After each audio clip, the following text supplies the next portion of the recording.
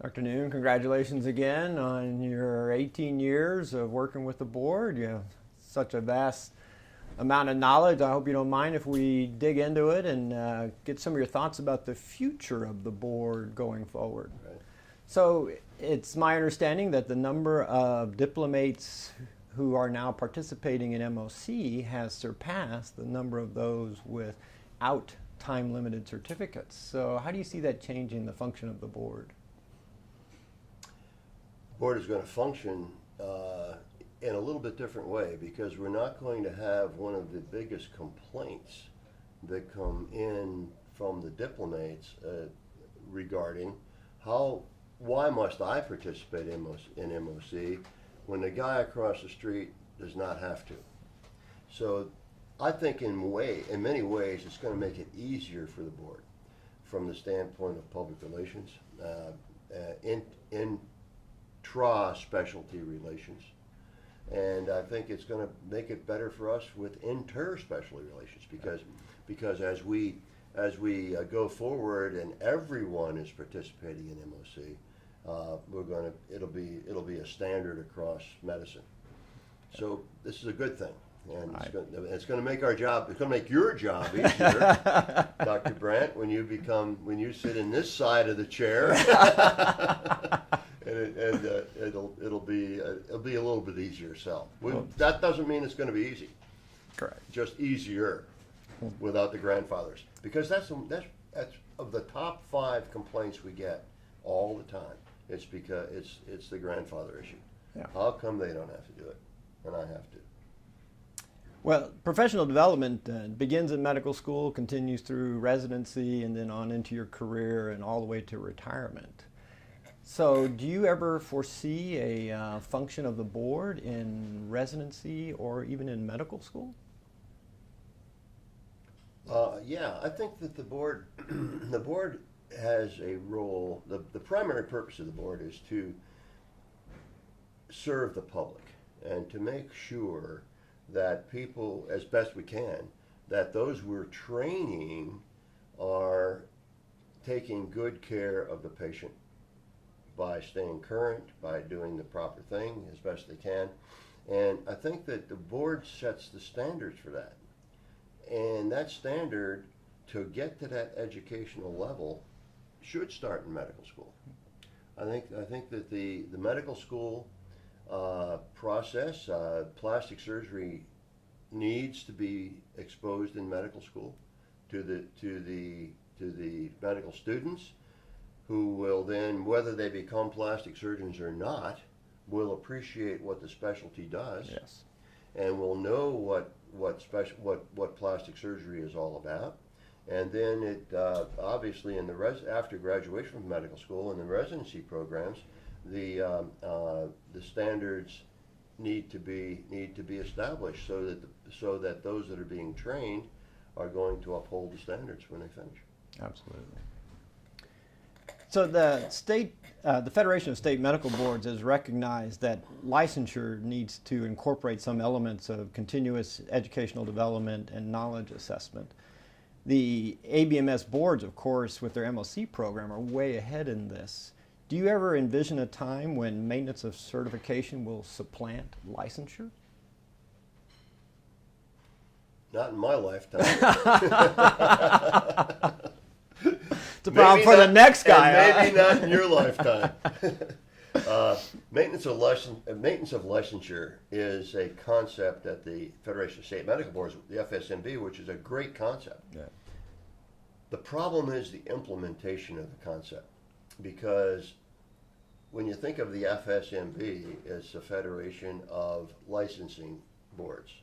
So the licensing boards are traditionally in the states, and the licensing boards are controlled by a number of different ways. Mm-hmm. Either they're elected to the board or they're appointed by the governor. Depending on the state. Right. It's a whole political situation that's out there, and they want to keep license as the minimum standard. In other words, to practice medicine in Pennsylvania, it's a minimum standard. You need to pass an examination, which is a state examination. Perhaps board certification may substitute for that examination in the future. Be nice. It would be a good idea. Then you have to demonstrate that you're continually educating yourself by collecting what we call CMEs. So that's a minimum standard. Will MOC ever supplant MOL? I think in certain parts of MOC it will. For example, CME that's required for MOC in Part 2 is being accepted by a number of states as satisfying their CME requirements. So already there's some headway. Would it ever get to the point where there'd be such uniform standards of state requirements that they would say, okay, if you're up to date with MOC in your specialty, that takes care of your license renewal. It's the renewal of the licenses. The trend is there. When will it ever happen? It's like the states. A lot of it's a federal state issue. Yeah. It's a federal government, state government issue. So, in the late 80s, there was a push by the facial plastic surgeons in ENT to gain a certificate in plastic surgery. That was sort of detoured into a certificate of plastic surgery in the head and neck. Well, they're trying again by establishing a fellowship in cosmetic surgery. How do you see the role of ABPS in that? Well, first of all, we have been at the table. ABPS has been at the table because we learned in the 80s that we weren't really at the table. And what happened was the American Board of Otolaryngology in the 80s put through the request for a certificate, well, in those days at the ABMS was called Certificate of Added Qualification, CAQ in facial plastic surgery. And that was objected to by plastic surgery, general surgery, ophthalmology, other specialties. And so they did not get that certificate. The compromise was that there would be a certificate in plastic surgery within the head and neck, which would encompass a lot of head and neck topics, from congenital to trauma to tumor. And so that was at the ABMS, which is the certification area. What they hadn't done was done the accreditation first. So fellowships should, in my mind, precede certification. Yep. Training should come before the exam. That's correct. It's a basic principle, and so they said, okay, we need to develop the fellowships, and they never did. Plastic surgery RRC came up with program requirements. The ENT RRC ignored it, and it never happened. So years later now, we're back. What is 20 years? Over 20 years later, 25 years later. Right. They're coming up with a fellowship request. The same group, American Academy of Facial Plastic and Reconstructive Surgery, is coming back with a fellowship request, and our specialty, instead of resisting it, made the decision that we should join it at the fellowship level. And that's where we are at this point. And trying to develop a joint fellowship in facial plastic surgery, which would then someday perhaps lead to an examination by the board, but maybe not, because it depends on the structure of the American Board of Otolaryngology. I believe that the American Board of Plastic Surgery would follow the process and would do the exam in facial plastic surgery. What's happening is the facial plastic surgery group has a board called the American Board of Facial Plastic Surgery. They are not part. They are a separate board from the American Board of Otolaryngology, which is ABMS recognized. So they would not get a sub-certificate from ABMS. That complicates the issue. Right. So when will our board get involved? We have to wait for the fellowships to be developed. We have to wait for the examinations to be decided upon.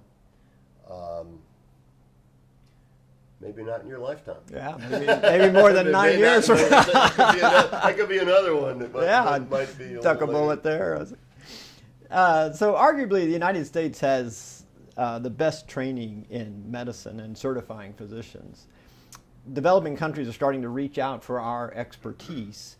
In addition to the annual oral exams in November, do you envision an annual trip overseas for our board to examine foreign trainees? It was interesting that Dr. Bentz, who was chair of the oral exam, just finished this interview, and he said, "What do you think about the future?" Well, I think that you're speaking only of oral exams now. Traveling to examine somebody orally, because we certainly can do written exams electronically, and that's easy. I mean, it's not easy, but it's certainly doable. The only thing that would need to be done is a translation. Correct. Into the language of the country. The oral exam, I think, would be a little more difficult, because we'd have to send examiners who could speak the language and who would sit in the process. So I envision that process as being virtual. A virtual oral examination, technology is there. It can be done. You can do it now. You could sit here, and Dr. Jones could sit in whatever country, and you would feel as though you're in the same room. Yes. And you can talk to each other. The only thing you can't do is shake hands. Seriously, see the emotion on the other person's face, and then you could. So I would say that before we make trips to do oral exams, we're probably going to do virtual exams. But where are we internationally as a specialty in plastic surgery? My view, and I think we really have to be into this scene, is to the board now with this opportunity. The ACGME has established residency programs, or is using American-based residency programs in Singapore. That's already done, and now it's the Middle East, and who knows what after that. What our board needs to do is to push plastic surgery into these countries, because they don't have a definition of what plastic surgery really is. Right. And I think this is the biggest service our board can do internationally. Well, we can't do it really until the ACGME says we'll put fellowships in or residencies in place. Right. And I find this to be a fascinating topic at the ABMS, because they are dedicated to this. Yes. Very dedicated to it, and I think we've got to be in the game. Right now, we're not. We've got to push for that. Right. So you brought up the issue of increasing technology and being able to do things virtually. So it's our mission as a board to try to protect the public trust in our diplomates as being skillful. So can you imagine someday in the future the board looking in on operations virtually in order to try and judge the skill of our diplomates? Sure. I think you could. I think it's there. I think what it is, it's a question of cost. Sure. I mean, that's basically you can send a video team to an OR, and you can have the operation going on you have to identify all the security issues would have to be dealt with, all the HIPAA issues would have to be dealt with, all that stuff could be dealt with. But yeah, I think technology is probably the easiest part of that process. Take the video and then email it to the board and say, "This is Dr. Brandt doing a hand replant." How do you do? So, over time we've gone from certification to recertification to maintenance of certification to continuous certification. What's next? In the certification world?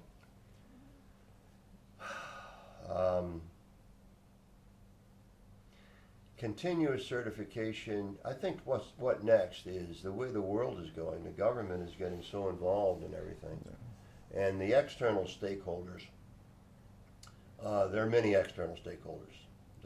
The patient himself or herself, the federal government, the state governments, the quality assurance organizations. These external stakeholders are going to drive what's next. I don't think we have a big choice in that. Yeah. You know, we're doing our continuous certification because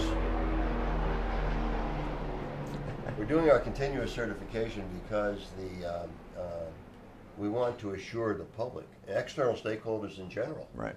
that we're doing the best we can. So where are we going after continuous certification? I'm not sure. I think that we have to show we're doing the best job we can, and then respond to the challenges as they come up. Right. So, last question.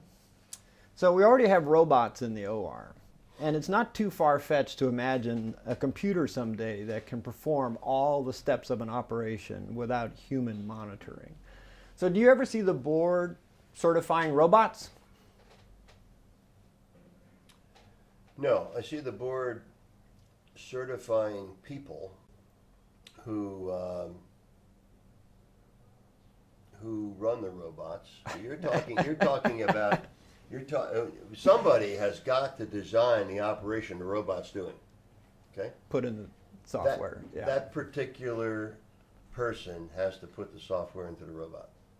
And so what does a robot do? Well, you use it to take out a prostate. That's right. And sure, you could use a robot to do a rhinoplasty. But you got to program that computer specifically for a rhinoplasty, which is, I think, a difficult process. So the board doesn't examine the robot; examines the guy that's doing the software to tell you what to do. I can envision. I mean, if somebody comes into the office and wants a rhinoplasty, you take a photograph and then write a piece of software to show how you want this bone cut. And you want your osteotomies and what you want to do with the septum and what you want to do. You could, I mean, that technology is possibly there. Yeah. I mean, you just use Notabicky and draw on it, and you could do that. But somebody's got to do that. Some human has got to be there to do that. So there will always be a need for the board. I think there'll always be a need for the board as long as there's a need for the specialty. Correct. And I think that's important. I think that we need to obviously be leading the specialty, which we've always done since 1937, but adapting to redefining the specialty. I think the whole issue that the board's has dealt with well in the past and has got to continue to deal with in the future is the issue of fragmentation versus subspecialization. Right. In other words, the board traditionally has tried to avoid fragmentation while encouraging subspecialty development, and I think that's a difficult thing to do. And we've done well with that, but that's as long as the specialty exists as a specialty, then I think the board's going to do fine. Thank you again for all. Thank you, Keith, and welcome aboard.